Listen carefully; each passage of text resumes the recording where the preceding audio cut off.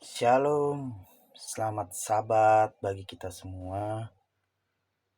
Dalam renungan ucapan syukur ini, mari kita lihat dalam ayat Alkitab yang terdapat di dalam Mazmur 92 ayat 13-16 yang berbunyi, ayat 13, orang benar akan bertunas seperti pohon korma, akan bertumbuh subur seperti pohon aras di Libanon. Ayat 14, mereka yang ditanam di bait Tuhan akan bertunas di pelantaran Allah kita. Ayat 15, pada masa tua pun mereka masih berbuah, menjadi gemuk dan segar. Ayat 16, untuk memberitakan bahwa Tuhan itu benar, bahwa Ia gunung batuku dan tidak ada kecurangan padanya. Setelah itu mari kita baca satu ayat lagi, ayat Alkitab yang terdapat di dalam Mazmur 91 ayat 16, yang bunyinya, dengan panjang umur akan kukenyangkan dia, dan akan kuperlihatkan kepadanya keselamatan daripadaku. Saudara-saudaraku sekalian yang diberkati Tuhan, mengawali khotbah ini terlebih dahulu saya ingin mengucapkan selamat ulang tahun bagi oma tua, papaku, adikku Jessica, Jose, Iel, dan tanteku Tante Fitri yang saat ini sedang bersukacita, boleh bertambah usia, boleh menerima berkat Tuhan lewat sukacita ini. Nah, berbicara hari ulang tahun, biasanya kalau anak kecil itu susah tidur kalau besok dia akan ulang tahun. Ia atau dia sudah tidak sabar, ingin cepat-cepat bilang kepada orang tuanya bahwa dia besok akan merayakan ulang tahun. Apalagi kalau ulang tahunnya dirayakan dengan meriah. Contohnya seperti tiup lilin, dapat kado, potong kue, dan dirayakan dengan teman-teman sebayanya. Untuk yang berulang tahun saat ini, apakah kalian semua susah tidur di malam hari seperti anak kecil yang tadi saya ceritakan? Atau apakah kita sudah tidak sabar merayakan hari ulang tahun? Dan hal apa yang kita lakukan ketika berulang tahun?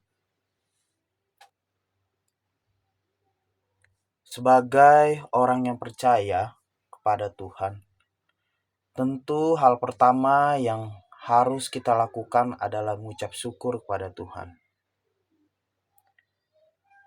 Mungkin ada yang mengawali ulang tahun saat ini dengan berdoa secara pribadi, saat teduh bersama keluarga masing-masing, ataupun ibadah syukur dengan keluarga atau dengan kerabat kita.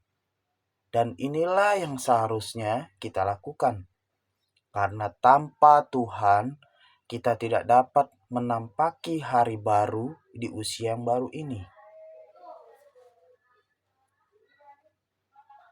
Hari ulang tahun memang biasa menjadi sebuah perhitungan ketika Tuhan berkenan memberikan puluh tahun masih hidup dan sebagainya, di antaranya sudah kita lalui, tetapi sebagian lagi belum. Yang jadi pertanyaan, apa yang sudah kita lakukan dengan tahun-tahun kehidupan yang sudah lewat, dan apa yang akan kita lakukan di tahun-tahun mendatang, bahkan dimulai hari ini. Untuk yang ulang tahun pada saat ini adalah sebuah acuan antara masa lampau dan masa kini, dan masa depan. Maka sebagai orang percaya, marilah di hari ini, di hari sukacita ini, kita melihat dan mengevaluasi diri kita. Sudahkah yang terbaik kita lakukan di masa lalu?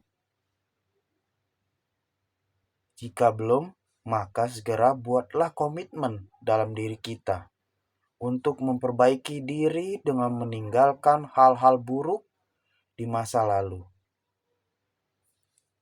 Tekadkan dalam diri kita hari ini untuk membangun masa depan yang indah bersama Yesus, Sang Pemilik kehidupan. Tinggalkan cara-cara lama yang banyak sekali menyakitkan hati kita sesama kita ataupun terlebih menyakiti hati Tuhan, dan mulai hari ini marilah jalani hidup bersama Tuhan Yesus.